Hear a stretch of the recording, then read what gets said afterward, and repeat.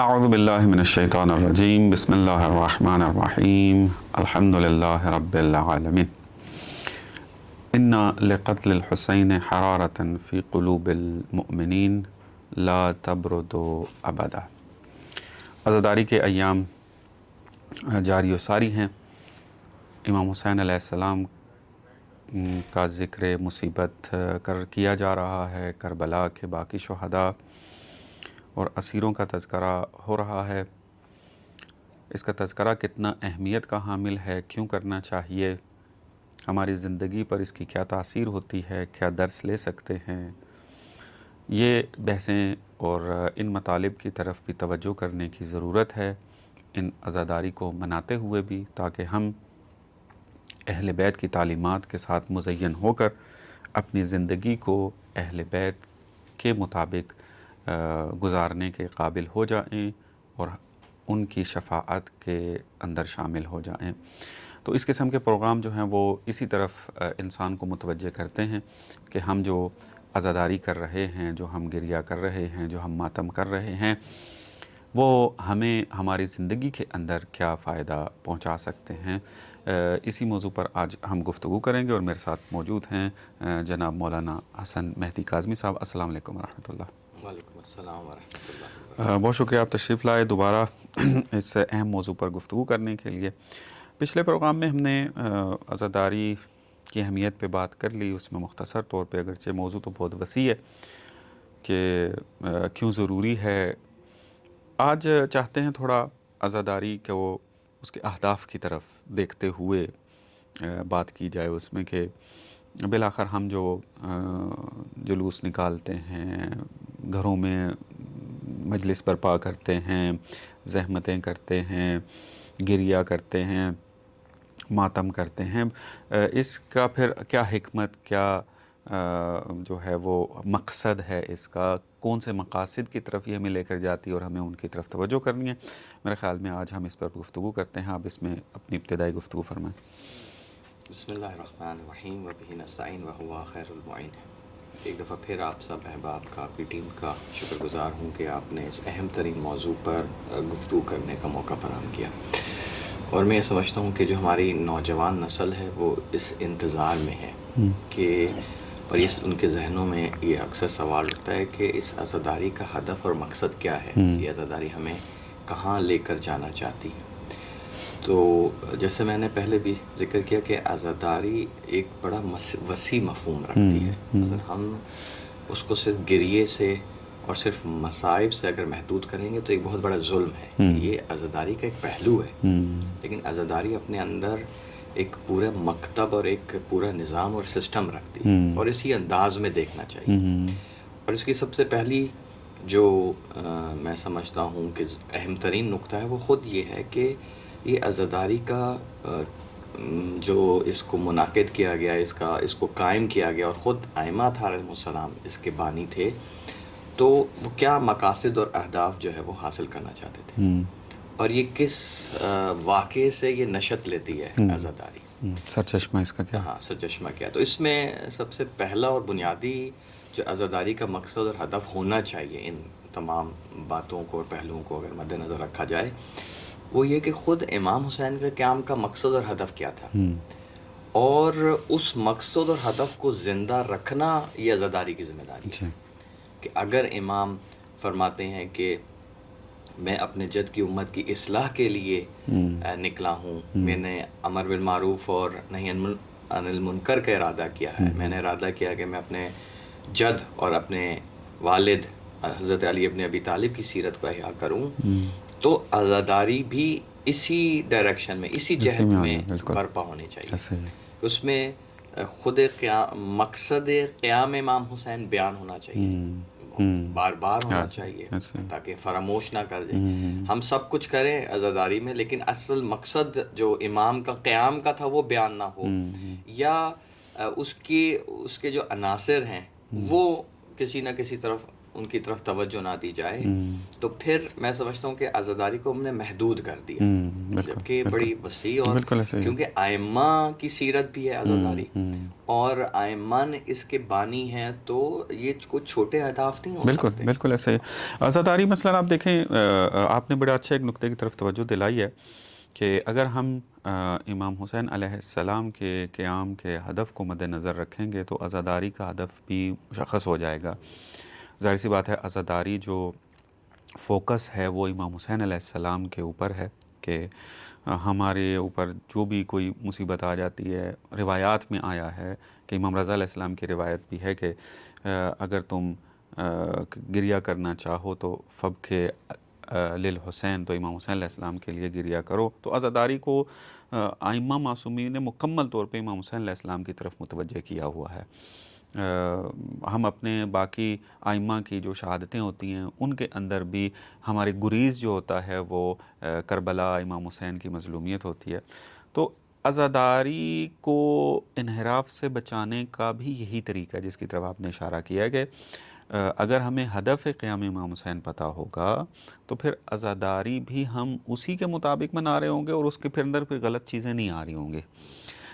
بعض اوقات ہمیں عزاداری کے رسومات میں ایسی چیزیں نظر آتی ہیں کہ جو شریعت اجازت نہیں دیتی ہے یا اہل بیت کی تعلیمات کے مطابق نہیں ہیں، تو جب ان سے بات کی جاتی ہے یا ان کے ماحول کو دیکھا جاتا ہے تو نظر آ رہا ہوتا ہے کہ وہ امام حسین علیہ السلام کے قیام سے غافل ہو چکے ہیں، جس کی وجہ سے یہ انحراف پیدا ہو جاتا ہے۔ تو یہ نقطہ انتہائی توجہ طلب ہے کہ پہلے ہم امام حسین علیہ السلام کے قیام کو اچھے طریقے سے سمجھیں، اس کے بعد پھر ہم عزاداری جب برپا کریں تو اس کی سمت و سوب تک اسی ہدف کی طرف، اسی قیام کی طرف ہونی چاہیے۔ بالکل میں چاہوں گا کہ اس میں عزاداری بالآخر انسان کی فردی پہلو کے اندر بھی تربیت کر رہی ہے، اس کی سماجی اعتبار سے بھی جو ہے وہ کر رہی ہے۔ پھر عزاداری کے اندر ہم دیکھتے ہیں کہ کربلا کے اندر قربانی کا ایک بہت اہم عنصر جو ہے وہ پایا جاتا ہے۔ میں چاہوں گا کہ آپ اس کے اوپر بھی مختصر گفتگو فرمائیں کہ عزاداری انسان میں تربیتی اگر نکات پیدا کرتی ہے تو کیسے ہے، اور پھر جو قربانیاں دی گئی ہیں اس سے ہم کیا درس لے سکتے ہیں؟ خود یہ جو عزاداری کے جو اہم ترین مقاصد ہیں اس میں سے ایک اہم مقصد خود اس قربانی کو یاد رکھنا ہے کہ جس کی خاطر وہ کیا مقصد، کیا ہدف تھا کہ جس کی خاطر امام علی مقام نے اتنی بڑی قربانی دی۔ اور میں یہ سمجھتا ہوں کہ احسان فراموش ہوتے ہیں وہ لوگ کہ جن کے لیے قربانی دی جائے اور وہ اس قربانی کو فراموش کرتے ہیں۔ بالکل اسی کی ضمن میں یہ ایک سوال بھی اکثر اٹھتا ہے کہ امام حسین کی قربانی ہی کیوں؟ تاریخ میں اتنی قربانیاں ہیں، اتنا قتل و غارت ہے، اتنی ہلاکتیں ہیں، اتنی جنگیں ہیں، واقع کربلا ہی کیوں جس کو اتنا جیسے میں نے پہلے بیان کیا کہ ہر امام نے کہا ہے کہ امام حسین کو یاد کرنا، امام حسین کو یاد کرنا، تو اس پہ فوکس کیوں ہے؟ دیکھیے سارے عناصر تو میں اس وقت بیان نہیں کر سکتا، لیکن اشارتاً بات کر کے آگے بڑھتا ہوں کہ کتنی اہم قربانی ہے کہ امام حسین علیہ السلام علی بصیرتاً جو ہے وہ اس طرف حرکت کر رہے ہیں، یعنی زبردستی نہیں ہے کہ ان کو زبردستی لے کے جایا جا رہا ہے، ان کو واضح آشکار ہے کہ میں کیا ہدف حاصل کرنے جا رہا ہوں، اور ان کو معلوم ہے کہ میں جو ہے یہ خدا کی راہ میں قربانی دینے جا رہا ہوں۔ تو اس وقت پھر وہ معمولاً بعض جگہوں پہ ہم دیکھتے ہیں کہ قربانی انسان صرف اپنی دے دیتا ہے، اپنے بال بیوی بچوں ان کو بچا لیتا ہے، مال و دولت کی حفاظت کر لیتا ہے، چلو میں خود قربان ہو جاتا ہوں۔ لیکن یہ عجیب امام کا فلسفہ تھا کہ امام نے تمام اپنے جو سب سے قریبی اور خالص ترین لوگ تھے، چاہے اصحاب میں سے، چاہے اہل بیت میں سے، اہل بیت میں سے بھی خالص ترین لوگوں کا انتخاب ہوا ہے، اور اہل بیت کی اگر دیکھا جائے تو تعداد اور بھی تھی، افراد موجود تھے، لیکن انتخاب ہوا، میں تو یہ سمجھتا ہوں کہ ان کا انتخاب ہوا اور ان کو خالص ترین لوگوں میں سے جو ہے خالص اخلص خالص تر لوگ جو ہے، اور بھی خالص ترین لوگ ہوں گے ایسا نہیں ہے، لیکن ان میں سے بھی خالص تر لوگوں کا انتخاب ہوا اور ان کو قربان کیا گیا، اور ان سب نے ایک ہی ہدف، ایک ہی مقصد جو ہے یہ نہیں تھا۔ مثلا معمولاً بعض اوقات ہوتا ہے کہ آپ کو یہ ایک کام انجام دینا چاہتے ہیں تو 5 لوگ 10 لوگ مل کے کر رہے ہیں تو ہر کوئی اپنے مقصد اور ہدف کو مد نظر رکھ کے وہ کام انجام دے رہا ہوتا ہے. تو امام نے پورے راستے میں بار بار متوجہ کیا بھائی یہ موت کا راستہ ہے, یہ شہادت کا راستہ ہے, یہ قربانی کا راستہ ہے, جس نے آنا ہے وہ شب عاشور بھی آخری حجت تمام اسی طرح. آپ کی اس نقطے میں معذرت چاہتا ہوں, ایک چونکہ بات آگے بڑھ جائے گی تو یہ رہ جائے گا, آپ کی اس بات سے مجھے نا آیت یاد آئی. تو بہت خوبصورتی سے آپ یوں کہہ سکتے ہیں کہ امام صلی اللہ علیہ وسلم کی اس قربانی کو ایک بعنوان مصداق جو ہے وہ بیان کیا جا سکتا ہے. چوتھے پارے کی ابتدا ہی ہے, بسم اللہ الرحمن الرحیم, لن تنالوا البر حتی تنفقوا مما تحبون, کہ تم ہرگز بھلائی کو نہیں پا سکو گے جب تک راہ خدا میں اپنی پیاری جس کو تم پسند کرتے ہو اس کو اللہ کی راہ میں قربان نہیں کر دیتے.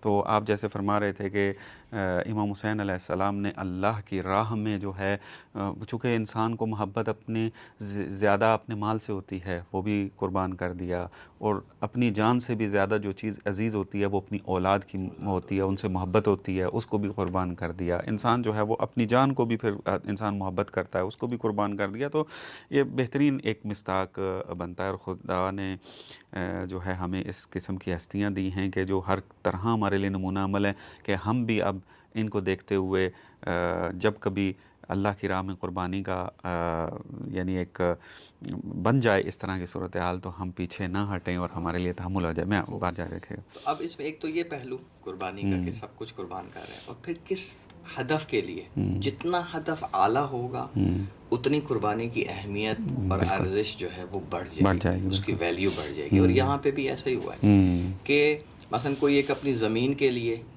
کوئی اپنے وطن کے لیے, یہ ضروری ہے, ٹھیک ہے, قیمتی ہے, اس کو بھی اسلام وہ کرتا ہے, ایڈریس کرتا ہے. لیکن ایک کیا ہے, اگر آپ اس کو سمجھیں حقیقت کو, تو یہ قربانی عالمی انسانیت کے لیے تھی. یعنی یہ کوئی اگر یہ سمجھے کہ اگر شہید امام حسین جو ہے وہ شہید مثال کے طور پر مسلمان ہوئے, شہید اسلام ہوئے, شہید دین ہیں, تو یہ ایک میں سمجھتا ہوں کہ شہید انسانیت ہے اصل یہ. اور یہی وجہ ہے, دیکھیں آپ کے پوری دنیا میں جہاں پر بھی امام حسین کا ذکر کیا جاتا ہے, یعنی شاید اسلام سے اتنا آشنا نہ ہو, رسول خدا سے اتنی آشنائی نہ ہو, لیکن حسین سے آشنائی ہے, کیونکہ شہید انسانیت. تو جب شہید انسانیت, ہمارا تو ڈائریکٹ تعلق ہے, تو جب وہ ہندو اور دیگر مذاہب کے لوگ عزاداری مناتے ہیں اور امام حسین کی یاد کو یاد رکھتے ہیں, تو ہماری تو زیادہ ذمہ داری بنتی ہے کہ ہم احسان فراموش نہ بنیں, اور ان بہترین قربانیوں کو جو امام نے دیں, اور ہر کوئی بامعرفت تھا, اہل معرفت تھا, ہر کوئی تڑپ رہا تھا. بالکل. میں آپ دیکھیں کہ آپ کی اس بات سے یاد آیا, جناب قاسم علیہ السلام 13-14 سال کے ہیں, موت کے بارے میں کہتے ہیں احلی من العسل, یعنی معرفت کی بلندی ہے یہ, کہ آپ کسی بھی بندے کو دیکھ لیں وہ موت کو کم از کم یہ سمجھ رہا ہوتا ہے کہ میں اپنے محبوب سے جدا ہو جاؤں گا, اپنی اولاد سے جدا ہو جاؤں گا. تو وہ تھوڑا بہت کہیں نہ کہیں وہ نا موت کے بارے میں جو ہے نا وہ اللہ کی تقدیر سمجھتے ہوئے قبول کر رہا ہے, لیکن دل میں تھوڑا ہے کہ اگر کچھ اور وقت مل جاتا تو اچھا تھا. لیکن جناب قاسم کہہ رہے ہیں احلی من العسل. یا جناب علی اکبر کے بارے میں جو علیہ السلام کے بارے میں ملتا ہے کہ جب حضرت امام حسین علیہ السلام نے اپنے اس خواب کا تذکرہ کیا کہ پیغمبر آئے ہیں اور وہ بیان کر رہے ہیں کہ آپ لوگ جلدی مل جائیں گے ہم تک جو ہے وہ, تو جناب علی اکبر کہتے ہیں کہ ہم حق پہ نہیں ہیں, السنا علی الحق. تو کہا کہ بالکل. تو انہوں نے کہا موت پر ہم جا پڑیں یا موت ہم پہ آ پڑے تو ہمیں کوئی فرق نہیں پڑتا ہے. بالکل بامعرفت, ہر شخصیت جو ہے بامعرفت ہے. اور اسی وجہ سے آپ کی اس بات سے کہ ایسے لوگوں کی قربانی یاد کرنا ہی انسان کی نجات ہے. جیسے آپ نے وہ بات یہاں سے شروع کی تھی کہ بہت ساری اور بھی قربانیاں موجود ہیں, بہت ساری شخصیات کو بڑا مظلومانہ اور بے دردی سے شہید کیا گیا تاریخ کے اندر, لیکن امام حسین علیہ السلام اور اس تحریک کو, اس میں ہمیں جو ہے وہ ہر قسم کا کردار مل رہا ہے. جوان دیکھیں وہ بھی, نوجوان دیکھیں وہ بھی, بیویاں دیکھیں وہ بھی, اسیری کے اندر دیکھیں وہ بھی, شہادت کے اندر دیکھیں وہ بھی. تو اچھا پھر باطل کے اندر بھی ہمیں ملتا ہے کہ باطل مجسم ہو کے مقابل میں آیا ہوا ہے. تو اس اعتبار سے پھر اس قربانی کو اگر یاد کریں گے تو باقی قربانیاں بھی زندہ ہو جائیں گے. تو میرے خیال میں یہ اس اعتبار سے ممکن ہے کہ ائمہ علیہ السلام نے بلکہ حتماً امام صلی اللہ علیہ السلام ہی کو یاد کرنے کا کہا ہے. اور اس سے ہمیں بہت سارے درس ملتے ہیں. چونکہ وقت کم ہے میں چاہوں گا کہ ظاہر سی بات ہے مکتب تشیع تو خصوصاً اس بات پر ایمان رکھتا ہے اور تشیع کا جو امتیاز ہے وہ ہے امام زمانہ عجل اللہ تعالی فرجہ الشریف کے لیے تیار ہونا. اور ہمارا ظہور کا جو معنی ہے وہ یہی ہے کہ ہم نے ہاتھ پہ ہاتھ رکھ کے جو ہے وہ بیٹھنا نہیں ہے، بلکہ اپنے آپ کو ایسا تیار کرنا ہے کہ اگر امام ظہور فرماتے ہیں تو وہ ہمیں اپنے لشکر میں شامل کریں، ہم اس قابل ہو چکے ہوں کہ ہم اپنی ذمہ داریوں کو ادا کر سکتے ہوں. تو اس میں چاہوں گا کہ عاشوراء اور کربلا یہ انسان کی اس ظہور کی تیاری میں کیا کردار ادا کر سکتی ہے؟ بہت ہی اچھا سوال، اور وہی جو ہمارا اصل موضوع ہے کہ اس عزاداری کا مقصد اور ہدف کیا ہے. تو جس طرح 2 مقاصد میں نے آپ کے سامنے بیان کیے، اسی طرح تیسرا مقصد بھی یہی ہے کہ عزاداری یعنی تیاری، یعنی آمادگی، اپنے زمانے کے امام کی اس کی نصرت، اس کی اطاعت، اس کے ساتھ عہد وفا. کیونکہ عزاداری تو دیگر ائمہ کے دور میں بھی ہوتی رہی ہے. تو اصل میں عزاداری کا ہدف یہی تھا کہ متوجہ کیا جائے کہ عزاداری دراصل ہمیں سکھاتی ہے کہ اپنے جو وقت کا امام ہے اس کے ساتھ ہمیں کیسے تعلق قائم کرنا ہے، اس کے ساتھ کیسے وفادار رہنا ہے، اور اس کے ساتھ اس کی کیسے اطاعت کرنی ہے. عزاداری ہمیں یہ سکھاتی ہے. یہ امام واقعہ کربلا اور عاشوراء تو دراصل یہ ہمیں تیار کر رہی ہے آج کے دور میں جو ہمارے امام زمانہ ہیں ان کی اطاعت کے لیے تیار، ان کے ساتھ وفا نبھانے کے لیے. ہم دعائے عہد روایات میں ہے کہ 40 صبح اگر 40 دن تک ایک شخص دعا عہد پڑھتا ہے تو وہ امام کی اس کو نصرت اور اس کو شامل کیا جائے گا، وان انصار میں شامل کیا گیا. حتیٰ کہ روایات میں کہ اگر وہ اس دنیا سے چلا جاتا ہے تو ہمارے یہاں بڑا واضح کنسیپٹ ہے رجت کا کہ وہ واپس پلٹایا جائے گا، اس کو عائش رکھتا ہے کہ میں امام کے اس میں. تو یہ سب یہ کیسے اس کو منتقل ہوگا، یہ جذبہ، یہ احساس، یہ عزاداری ہے. عزاداری نے اس کو تیار کرنا ہے. میدان میں کیسے رہا جاتا ہے. میں آپ کے اس بات میں معذرت چاہتا ہوں، ایڈ کرتا ہوں چونکہ بات سے بات نکلتی ہے تو پھر نکل نہ جائے. اطاعت کی آپ بات کر رہے ہیں تو کربلا میں وہ کردار کے جو مطیع محض ہے کہ جس کو آپ کیوں کہہ لیں کہ ایک کردار کے طور پہ پیش کیا بھی جاتا ہے، وہ جناب عباس علیہ السلام ہے. کہا جاتا ہے کہ آپ پوری تاریخ دیکھ لیں کربلا کی، مثلا امام کے دوسرے رشتہ داروں نے امام کو مشورے دیے کہ آپ نہ جائیں، آپ یہاں رک جائیں، آپ ادھر چلے جائیں، یعنی امام کو مشورے دے رہے ہیں. لیکن ہمیں حضرت عباس علیہ السلام جو ہیں وہ نظر آتے ہیں کہ مطیع محض ہیں. اگر کہہ رہے ہیں کہ تم نے جنگ نہیں کرنی تو نہیں کرنی. اب میدان میں بھی جاتے ہیں تو چونکہ امام نے منع کر دیا ہے کہ جنگ نہیں کرنی ہے تو وہ اپنا دفاع تو کر رہے ہیں لیکن جنگ حقیقی معنی میں جو ہے وہ نہیں کر رہے ہیں. تو یہ اطاعت کا جو پہلو ہے کربلا ہمیں اس طریقے سے بتاتی ہے اور ہمیں تیار بھی کرتی ہے کہ ہم اپنے امام کی اطاعت کے اندر اسی طریقے سے اپنے آپ کو تیار کریں. بالکل. دیکھیں اس کے جہاں پہ اس عزاداری کے معنوی پہلو ہیں، انسان جیسے آپ نے شروع میں روایت جو ہے ذکر کی کہ انسان ذکر امام حسین دلوں کو ایسی حرارت پہنچتا ہے کہ وہ کبھی ٹھنڈی ہونے والی نہیں ہے. ٹھیک، تو یہ حرارت کہاں استعمال ہونی ہے، اس کی ڈائریکشن کیا ہونی چاہیے. اس کی یہ حرارت یوں ہے، اس کو انسان کو تحرک اور موٹیویشن ملی ہے عزاداری کے ذریعے سے تاکہ اپنے وہ وقت کے باطل کے مقابلے میں ڈٹے اور اس کی جو سازشیں ان کو ناکام بنائے. اور یہی وہ چیز ہے جو امام کے ظہور کی زمینہ سازی میں اپنا کردار ادا کرے گی. اگر آپ ظالم کے ظلم کو دیکھ رہے ہیں اور خاموش بیٹھے ہوئے ہیں اور آپ برداشت کیے جا رہے ہیں کہ امام کا ظہور ہوگا تو امام آ کے بدلہ لیں گے، تو یہ تصور غلط ہے. تصور یہ ہے کہ بھئی آپ نے، کیونکہ یہ ایک بڑی تمثیل پیش کی جاتی ہے جو بعض لوگوں نے مختلف انداز میں بیان کی کہ ایک موڑ تھا اور اس موڑ پہ ایک اندھیرا رہتا تھا، تو اس موڑ پہ ایکسیڈنٹ بھی ہو جاتے تھے اور رات کو ڈاکو آ کے وہاں پہ ان کو لوٹ لیتے تھے. تو وہاں کے جو اہل علاقہ تھے انہوں نے وہاں کی جو یونین کونسل کے جو تھے ان سے کہا کہ بھئی آپ یہاں پر ایک بڑا سا لیمپ لگا دیں، ایک بڑا سا سرچ لائٹ لگا دیں، یا جیسے ہم کہیں چراغ لگا دیں. ٹھیک ہے، انہوں نے وہ چراغ لگایا تو اب سارے جو ڈاکو تھے انہوں نے میٹنگ کی, انہوں نے کہا یہ تو ہمارا مسئلہ ہو گیا, اب تو ایکسیڈنٹ بھی نہیں ہوتے ہیں, ڈاکہ ڈالنے کا بھی موقع نہیں ملتا. تو انہوں نے پھر وہ آپس میں گٹھ جوڑ کر کے اس چراغ کو بجھا دیا, یا اس اسٹریٹ لائٹ کو, یا جو بھی تھا اس کو نقصان پہنچا دیا, اس کو نقصان پہنچا دیا. پھر وہ سب اہل علاقہ گئے یونین کونسل کے پاس, انہوں نے دوسرا لگا دیا, ڈاکو نے وہ توڑ دیا, تیسرا, چوتھا, پانچواں. جب 11واں انہوں نے چراغ بجھا دیا تو اب انہوں نے یونین کونسل والوں کے پاس گئے تو انہوں نے ایک بہت بڑا سا بینر لگا دیا کہ جب تک اہل علاقہ میں یہ صلاحیت اور قابلیت پیدا نہیں ہوگی کہ اس چراغ کی حفاظت کر سکیں, یہ چراغ ہم نہیں لگائیں گے. تو اسی طرح 11 چراغ جو تھے, چراغ ہدایت, ہمارے ہاتھ سے چلے گئے.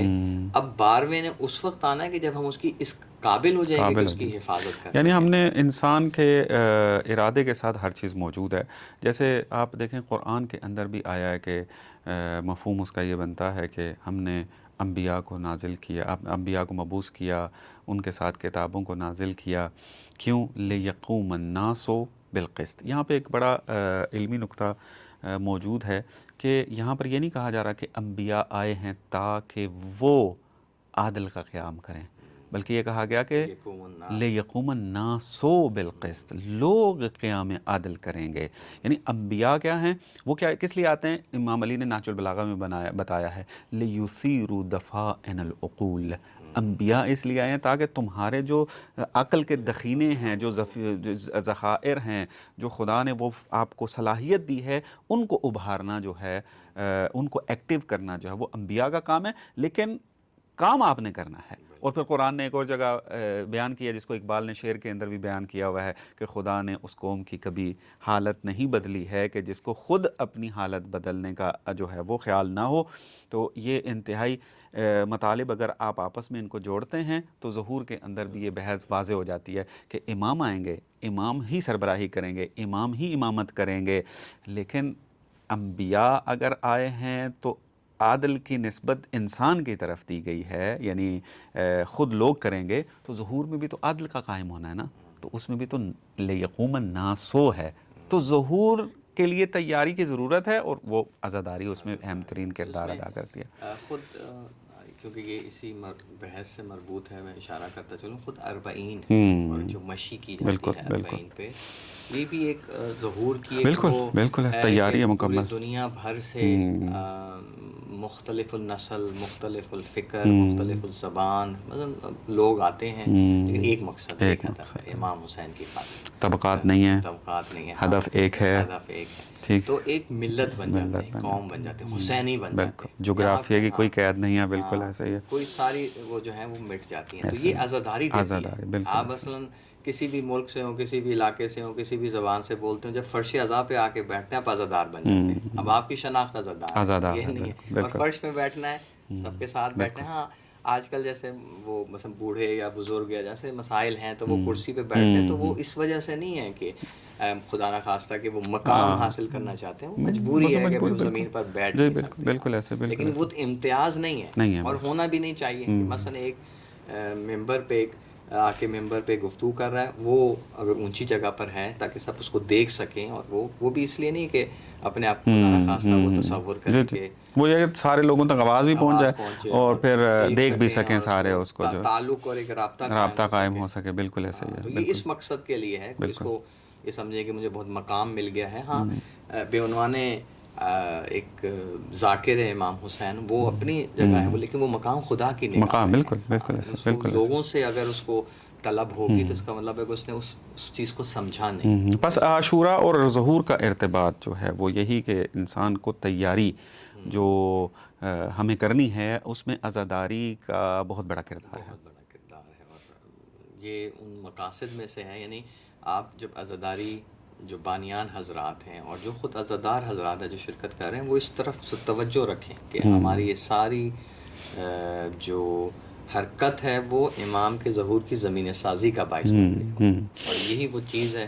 بس یہ آخری نقطہ اسی کے بعد میں چاہوں گا, کیونکہ ٹائم ہمارا ختم ہو رہا ہے, کہ یہی چیز ہم نے آئندہ آنے والی نسل کو منتقل کرنی ہے. جو عزاداری کے جو بہترین اہداف اور مقاصد ہیں ان میں سے ایک یہ ہے کہ آئندہ نسل کو آپ کیا دے رہے ہیں. تو جتنی پاکیزہ ترین عزاداری ہوگی، جتنی با ہدف ترین عزاداری ہوگی، اتنی ہی آئندہ آنے والی نسل بالکل آپ کو اچھا پیغام جو ہے وہ منتقل ہو سکے گا. بالکل. اور یعنی اگلی نسل کی تربیت ہماری ہی اس عزاداری سے مربوط ہے. جیسی عزاداری ہم ان کو دیں گے وہ اسی طریقے سے تربیت پائیں گے. اور امام کے لیے جو ہے وہ ایک زمینہ سازی ظہور کا جو ہے وہ آمادہ ہوگا اس کے اندر، اور مطیع جو ہے عزادار پیدا ہوں گے. بہت شکریہ. وقت چونکہ ختم ہو گیا. انشاءاللہ ایام عزا جاری و ساری ہیں، آگے 40 کی مناسبت بھی آ رہی ہے. کوشش ہوگی کہ اس قسم کے موضوعات اور پھر 40 کے حوالے سے بھی کچھ موضوعات جو ہیں اس پر ڈسکس ہو. آپ کی خدمت میں دوبارہ حاضر ہوں گے. بہت شکریہ. ناظرین، جیسے کہ آپ نے دیکھا کہ عزاداری فقط ایک جگہ پر جمع ہو جانا اور گریے کا نام نہیں ہے، بلکہ اس کے اندر ایک حکمت موجود ہے. امام کی شہادت میں حکمت موجود ہے، عزاداری منانے میں حکمت موجود ہے. ائمہ نے کیوں اس عزاداری منانے پر تاکید کی ہے، اس کے اندر حکمت موجود ہے، اور ان حکمتوں کو روایات میں بیان بھی کیا گیا ہے.